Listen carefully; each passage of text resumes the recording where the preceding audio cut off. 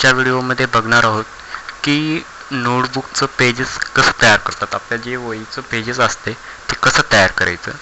तर त्याच्यासाठी आपल्याला वर्डमध्ये ओपन करायचं. वर्ड तर तुम्हाला माहिती असेल, मायक्रोसॉफ्ट वर्डमध्ये आल्याच्या नंतर त्यानंतर आपल्याला काय करावं लागेल, सुरुवातीला जे आपली लाईन दिसते इथं ॲरो बंद चालू होते त्याला की म्हणतात डायरेक्टली. याला आपण बॅकलेसनं जर दाबलं तर हे वर जायना दिलं. तिथं टॉप, हे बॉटम खालची आणि लेफ्ट राईट आपल्या ह्या चारही ठिकाणी मार्जिन जे आपल्याला ॲडजस्टमेंट करावं लागते. तर मार्जिन ॲडजस्टमेंट करण्यासाठी आपल्याला दोन पर्याय आहेत. तर एक आपण ह्या व्ह्यू टॅबचा वापर करून हे रुलर ऑन केल्याच्यानंतर इथं आपल्या रुलर पट्टी येते.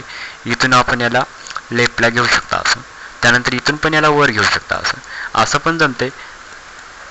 जर तुम्हाला अशा पद्धतीने करायला अडचण येत असेल तर इथं लेआउटमध्ये जायचं, मार्जिनमध्ये जायचं, कस्टम मार्जिनला क्लिक करायचं, त्यानंतर इथं टॉप मार्जिनला 0 करायचं, त्यानंतर बॉटम मार्जिनला पण 0 करायचं, त्यानंतर लेफ्ट मार्जिन पण 0 आणि राईट मार्जिन पण 0. अशा पद्धतीने चारही ठिकाणी 0 करायचं आणि याला ओके करायचं.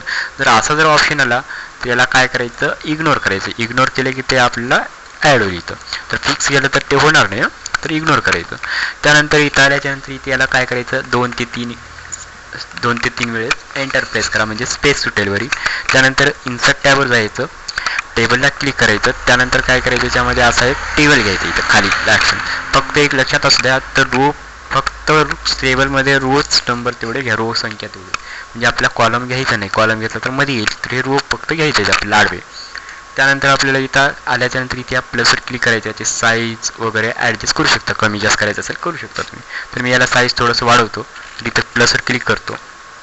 त्यानंतर लेआउट टॅबवर जायचं, त्यानंतर इथं काय करायचं, या ठिकाणी इथं साईज थोडंसं मोठं करायचं. इथं दिसते का सेल साईज, याच्यामध्ये क्लिक करून याची साईज असं या पद्धतीने मी ॲड करतो. तर इथं लास्टच्या बॉक्समध्ये क्लिक करायचं. आता बाकीचे टॅब कीला क्लिक करून आपण हे ॲड करून घ्यायचं. टॅब की तुम्हाला माहिती असेल, जर माहिती नसेल तुम्हाला दाखवतो. तिथे हे जे आपलं कीबोर्ड आहे याच्यामध्ये आपल्या टॅबला क्लिक करायचं. टॅबला क्लिक केलं की ते ॲड होतील. याला कट करतो. त्यानंतर याला टॅप करत जायचं जोपर्यंत आपलं लास्टचं सुरुवातीचं पेजेसच्या लास्टच्या ओळीपर्यंत आपण येत नाही तोपर्यंत असं याला टॅप करायचं. अशा पद्धतीने ठेवतो इथं या ठिकाणी. इथे त्यानंतर असं आल्याच्यानंतर याला थोडं वाटलंच खाली घेऊ शकता. याला क्लिक करायचं, थोडं खाली घेऊ शकता. वर गेलं तर याला परत खाली घ्या, किंवा इथं एक काम करा, वर या, अशा पद्धतीने खाली ठेवा. त्यानंतर आपल्याला काय करायचं, एक काम करतो, एक रो डिलीट करतो. इथं लेआउटमध्ये जाऊन त्याला डिलीट रो करायचं एक, म्हणजे खालचे आपलं जे पेजेस आहे एक्स्ट्रा डिलीट होईल. त्यानंतर इथं इन्सर्ट टॅबवर जायचं, सेपला क्लिक करायचं, त्यानंतर इथं लाईन नावाचं सेप घ्यायचं आणि याला ड्रॉ करायचं. ड्रॉ करतोय काय करायचं, याच्यामध्ये शिफ्ट कीला करायचं आणि याला ड्रॉ करायचं सरळ. तर आपल्याला अशा पद्धतीने ड्रॉ होईल. त्यानंतर आपल्याला काय करायचं, इथं कलर चेंज करायचा, आउटलाईनचा कलर असा घ्या. त्यानंतर याला वर घेऊ शकता असं. तर इथे याला डबल लाईन तयार करण्यासाठी इथं ह्या ठिकाणी प्लस येईल, प्लसला क्लिक करायचं, याला कंट्रोल धरून याला बाजूला ओढायचं की आपल्याला अशा पद्धतीने डबल लाईन तयार होईल. याला माऊसच्या कीबोर्डच्या ॲरोच्या कीच्या मदतीने याला ॲडजस्ट करून घ्यायचं असेल. त्यानंतर जर व्हिडिओला सबस्क्राईब केलं नसेल तर सबस्क्राईब करून ठेवा, जेणेकरून तुम्हाला व्हिडिओ जे काय आपले एक्झाम वगैरे रिलेटिव्ह व्हिडिओ असतात ते तुम्हाला बघण्यात मदत पडेल. आणि त्यानंतर इन्सर्ट टॅबवर जायचं, त्याच पद्धतीने आपल्याला उभ्या पद्धतीने पण लाईन ॲड करायची. शिफ्टला धरून याला ड्रॉ करायचं. जर शिफ्ट जर नाही धरलं तरी आपल्याला असं हे जे आपलं तिरकत जाईल, तर शिफ्ट धरलं तरी आपलं सरळ रेषेने येईल. अशा पद्धतीने सरळ ठेवायचं. त्यानंतर याला खालीपर्यंत असं ड्रॉ करा, तर याला खाली स्क्रोल करा, परत शिफ्टला धरायचं, खाली याला ड्रॉ करायचं. या अशा पद्धतीने ड्रॉ करायचं. त्यानंतर याला बरोबर ॲडजस्टमेंट करून घ्या. जर जागा जास्त असेल कमी जास्त करून घ्यायचं इथं. त्यानंतर कॉलम जे काही आपला कलर आहे ते चेंजेस करून घ्यायचं. इथं याला आउटलाईन कलर आहे, तर आउटलाईन कलर चेंज करायचं. सेफ येणार नाही, कारण हे आपली लाईन घेतल्यानंतर आउटलाईन कलर तेवढा आपल्याला करता येते. त्यानंतर याला इथं प्लसवर क्लिक करायचं, कंट्रोलला धरून याला जसं आपण वरच्या साईडला केलं त्याच पद्धतीने याला पण क्लिक करायचं. असं याला पण इथं ॲडजस्ट करून घ्या असं, अशा पद्धतीने.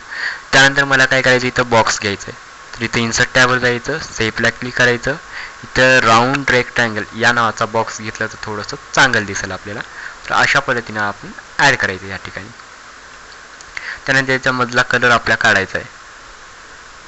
याला आपण असं पण घेऊ शकता, असं पण करू शकता, असं पण घेऊ शकता. म्हणजे याला शेपची जे हे जे आपल्याला रेक्टँगल राऊंड शेप थोडंसं आपल्या जसं पाहिजे तशा पद्धतीने तुम्ही करू शकता. इथं याला कलर काढा, इथं नो फिल करा, त्यानंतर इथं आउटलाईनचा कलर क्लिक करा, परत आउटलाईनवर क्लिक करायचं, वेटवर जा, थोडंसं याला वेट जे आहे थोडंसं आपल्याला जाड करा. याला राईट क्लिक करायचं, इथं आता मध्ये आपल्याला टेक्स्ट लिहायचं तर याच्यात राईट क्लिक करायचं, त्यानंतर ॲड टेक्स्टला क्लिक करायचं. तर इथं आपल्याला बॅक पेस्ट करा, त्याच्यामध्ये डेट वगैरे टाकू शकता, याच्यात डेट टाका. जर आता डेट टाकलं तर कॉलम आपल्या कलर जे काय आपल्या आहे दिसत नाही कलर, तर इथं क्लिक करायचं, याला ब्लॅक कलर घ्या म्हणजे आपलं हे दिसेल पूर्णपणे. तर डेट टाका, त्यानंतर याला स्पेस सोडायचं, कॉलम द्यायचं, त्यानंतर जी काही डेट वगैरे असेल आपली ते डेट येईल याच्यामध्ये, असं कॉलम टाकून स्पेस सोडायचं, परत एंटर करा, इथं पेज नंबर टाका.